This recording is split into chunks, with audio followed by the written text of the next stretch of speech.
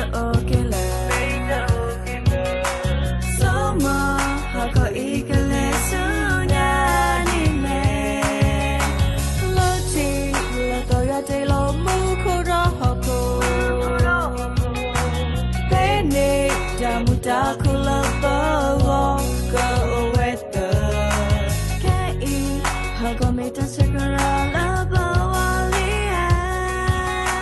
Meta me hako ime me upla lia Talk the talk talking it Masu talk but I took a pound Ya opo lady to pound Put they knocking Paper they love below Pass on street but no cold no down How go down the eastern town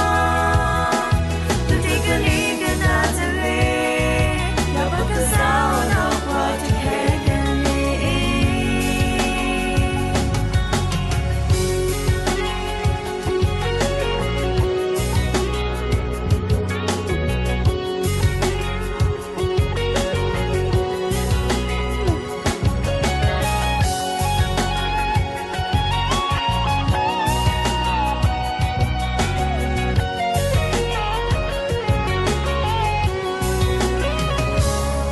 Batu bata, hoko ila bueno taka